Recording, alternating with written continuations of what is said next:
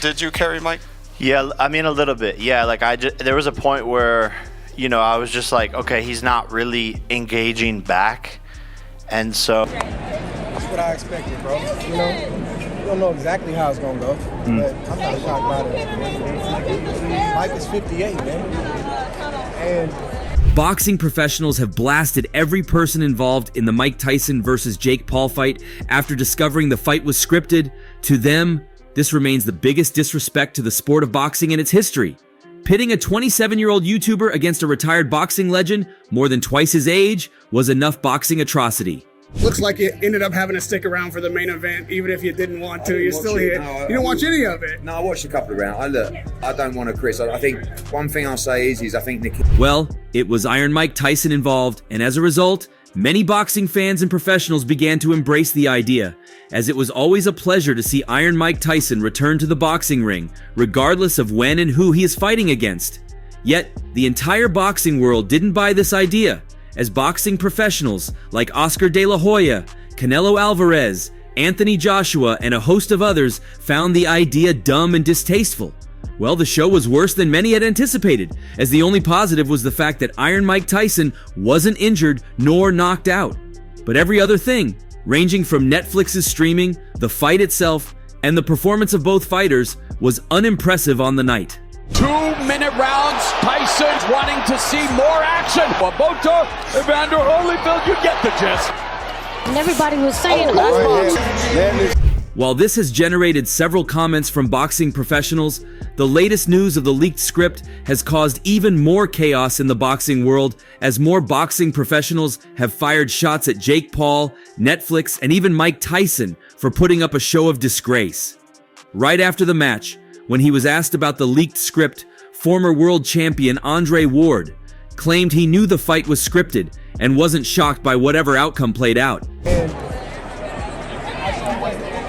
I don't know how many people feel like I feel, but I appreciate Mike getting himself in shape and being able to. It is what I expected. We all knew how it was going to go. I'm not shocked by anything. Mike is 58, and we wouldn't expect anything less from a man his age fighting against a 27 or 26-year-old. It wasn't bad, but it could have been, and that's where the script came in. But really, was there a script for the fight between Jake Paul and Mike Tyson?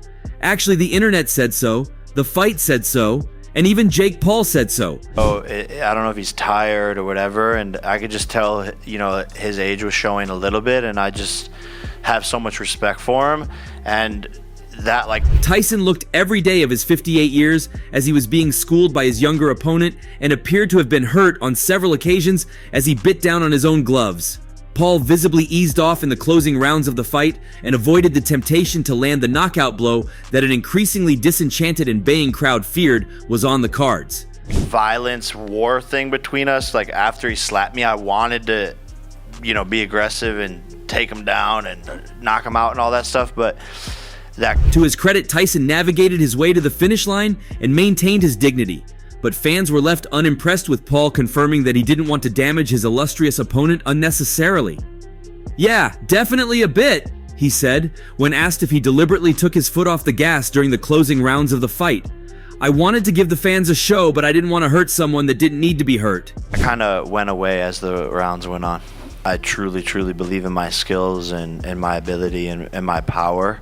And the cruiserweight division is... He added, "There was a point where Tyson was not engaging back. I could just tell his age was showing a little bit. That violence war thing, that went away as the rounds went on. When someone's just surviving in the ring, it's hard to make it exciting. I don't care what people have to say. It is what it is." Following the fight, Chief Executive Officer of Matchroom Boxing Promotions, Eddie Hearn, who against his own wish of missing Mike Tyson versus Jake Paul fight, was present on the night to support his fighter Katie Taylor, also admitted the fact that all parties came together to script a fight that he hated to see. Issa and Jake and MVP did an amazing job on the promotion. Netflix, everybody. What I saw, I hated to see. And I knew I'd hate to see it. But the Brit said, "All I can say is they put a great job into the production of the script, Netflix, Jake Paul, MVP, Tyson, and everyone. But what I saw in there, I hated to see it." Also, the biggest prospect of Mayweather Promotions, Kermel Moton, who recently increased his boxing record to 6 wins in 6 fights, including 5 knockouts, commented on the scripted fight. He wasn't at the ringside, yet he had gotten a view of the leaked script just as the fight was about to start. As he tweeted, "Fight script got leaked." Sean O'Malley explained how the fight went down the exact route he envisioned it to go, especially with how scripted it was. He said, "I saw it playing out that way, I just didn't want Tyson to be knocked out. There were too many rounds, 14 ounces gloves, so I wasn't expecting a knockout. There were little chances for a knockout, I just expected this." I didn't want to see Mike get hurt, so I think that's it's almost a perfect outcome. Is that how you saw the fight playing out, or do you think there'd be a knockout? Well, 2-minute rounds, 14-ounce gloves. There was definitely less chance of a knockout with that, so I was leaning decision. Tyson's health concerns, such as his recent ulcer flare-up, age, and stamina, always remained a worrying sign for some fans. The fight proved them right. Andre Berto also voiced those worrisome factors as he announced, "I'm happy that nonsense is over. My nerves couldn't handle it for my hero Mike. I'm glad Jake had enough respect not to go crazy and really try to knock Mike out tonight." Iron Mike Tyson is damn near 60 year. Hope you can see that. Now leave that man alone, LOL.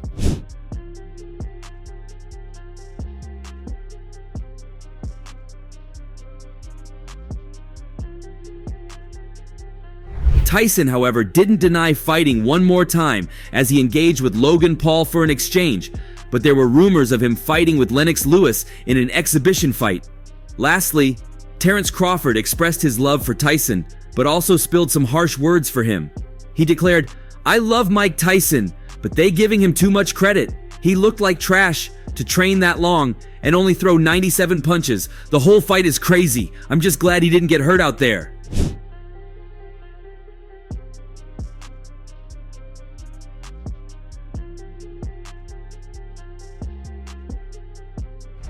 Tyson looked out of breath in the fight but didn't quit. Instead, he went the distance, which he would consider a win for himself. Gervonta Davis turned to his Instagram handle to slam Jake Paul for the fiasco. He stated in the caption, "To the bozo that shared the ring with Mike, you a whole bozo for this and you didn't get the job done, foolhead." In addition, he lauded Tyson and celebrated him. He wrote in another story, "Legend. Whether you like it or not, it will never be another one. And I understand you so. You'll forever be a legend, whether you like it or not, and it will never be another one. And I understand you so well. All this stuff don't mean nothing." Shakur Stevenson appreciated Paul for not attempting to knock out Tyson. He wrote, "Look like Jake got a good heart. He is not going to try. Glad he's not trying to knock my boy out." Paul even bowed to Tyson in the dying second of the last round to pay respect to the former heavyweight champion. "To the bozo that shared the ring with Mike, you a whole bozo for this. You didn't get the job done." Tony Bellew called for a boycott of Paul and campaigned not to tune in for his fight until he fought someone healthy. He said, "We are all to blame for this man. We are all talking and watching. We have to stop this fool. Don't tune into him until he fights someone who is fit, healthy, and not a grandfather. Any proper boxing people helping Paul need to look at themselves. FFS, this is just sad." Paul has received scathing criticism for his choice of opponents, as he has largely fought fighters in their twilight days.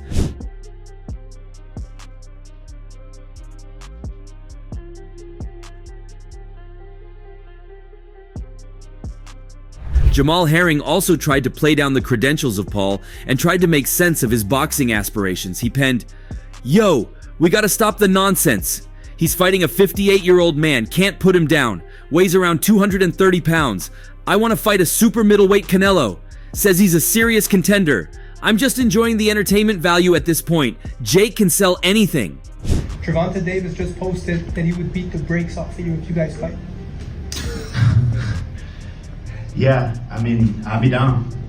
Let's run it. Like, I'll be super, super down. I don't know if Gervonta needs Jake Paul. Boxing fans were left convinced Jake Paul's eagerly anticipated bout against Mike Tyson was scripted after the YouTuber S-Shock post-fight admission.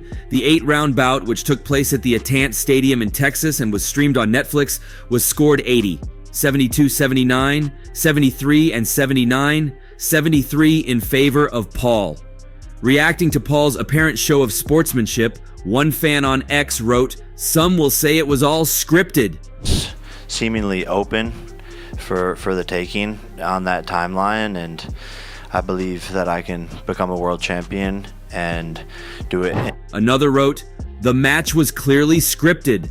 Jake bowing down in front of Mike during the fight exposed the setup. Mike was clearly holding back during the entire fight. This was a staged performance. Netflix really fumbled their live sports debut by scamming us with a scripted Jake Paul versus Mike Tyson fight and cashing in millions," added another fight fan. "Exploiting a 58-year-old legend just to hype your platform is disrespectful. Tyson deserves better."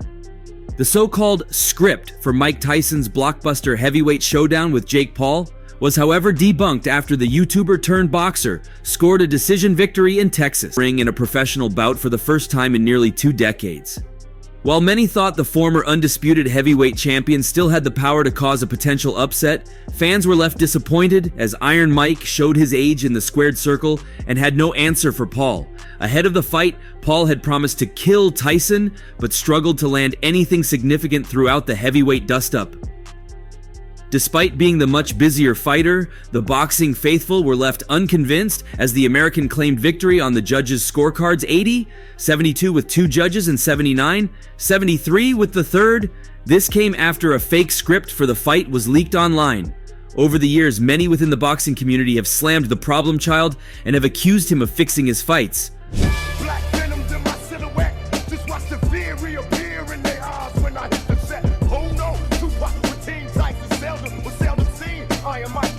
Paul faced accusations of fixing his fights by fans when a script of his clash with Tommy Fury was leaked online last year. The document, which was eventually declared to be fake, was uploaded to social media by Mike Perry. Platinum served as a backup fighter for the showdown last year. The alleged script gave a rundown of how the blockbuster clash would play out. Ahead of the heavyweight clash between the two stars, a fake script provided details of each round until the 5th, when Paul stopped a tired Tyson. There is no suggestion, however, that the fight was fixed. Here is how the script claimed it would play out. Did you feel Mike's power at all? No. He hit you with one, and you gave him the tongue. Only because the crowd, got turned. In round 1, the opening bell rings and Tyson, showing flashes of his old form, immediately stalks forward with his signature bob and weave style. Paul maintains distance, circling the ring cautiously. Tyson lands a few jabs, but Paul's youth shows in his superior mobility. Paul connects with a quick 1-2 combination before retreating. Tyson's timing appears slightly off. His punch is a fraction slower than in his prime. In the second round, Tyson comes alive, cutting off the ring more effectively. He lands a thunderous left hook to Paul's body that draws a collective gasp from the crowd. Paul weathers the storm, using his reach advantage to pepper Tyson with long jabs. The younger fighter's stamina becomes evident as he bounces on his toes, while Tyson's breathing grows heavier. But it didn't actually hurt. But, no one's punches have, really hurt. I got buzzed a little bit against Tommy Fury, but that's about it. In round 3, Paul gains confidence, starting to plant his feet more. He lands a sharp right cross that momentarily stuns Tyson.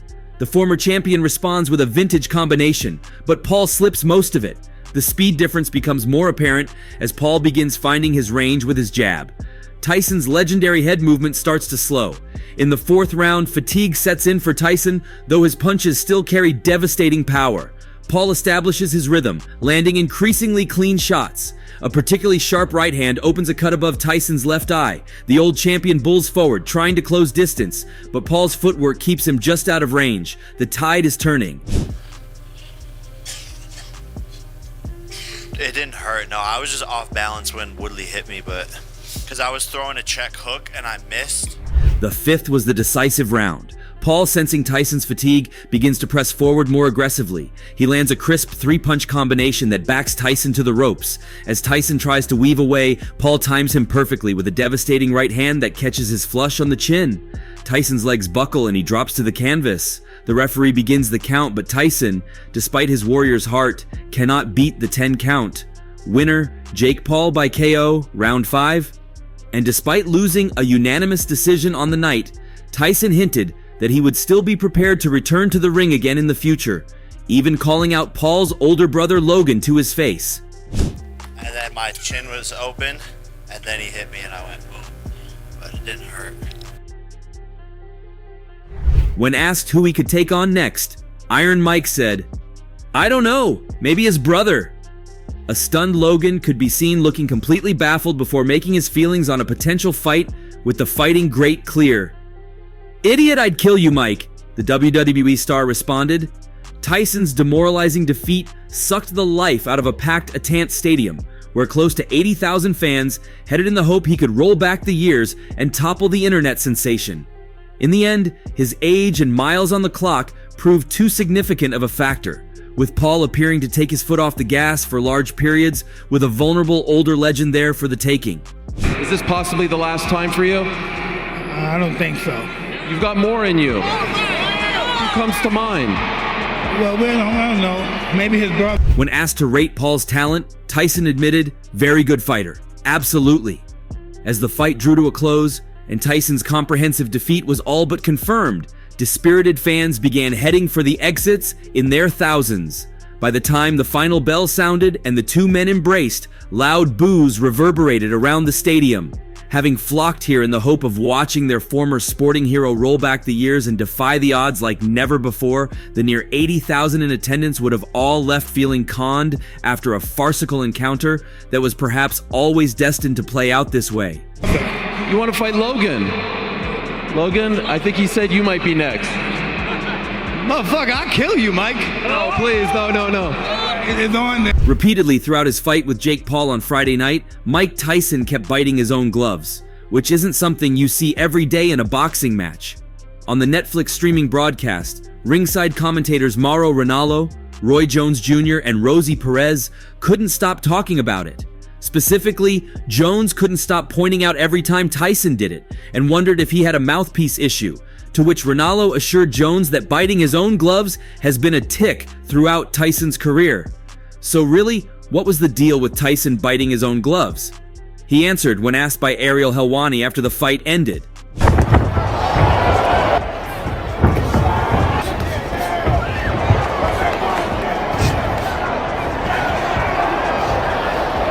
"I have a habit of biting my gloves in my fights, yeah," Tyson said. "I have a biting fixation." Who could ever forget when Tyson infamously bit off a piece of Evander Holyfield's ear during their rematch on June 28, 1997? Mike Tyson made us think it would be war. Full credit to him, he tried. Alas, Father Time waits for no one. The once baddest man on the planet failed to turn back the clock as he couldn't unload heavy blows and give Jake Paul a taste of his power. Jake Paul, as many had expected, kept his distance, played it cool, and didn't allow Iron Mike to unload power punches on him. In the end, the only victor in the entire escapade was the problem child.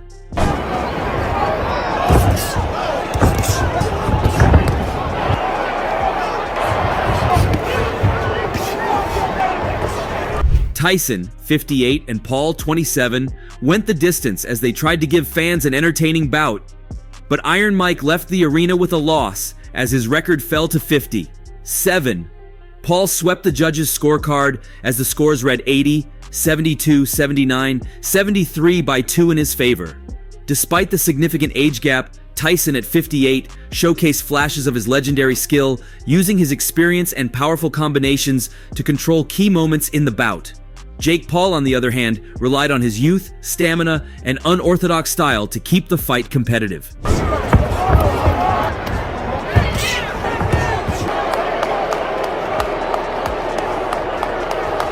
Tyson started the fight strongly as he threw jabs, whereas Paul was quick on his feet, circling around and trying to gas out the former world champion. Both fighters had their moments.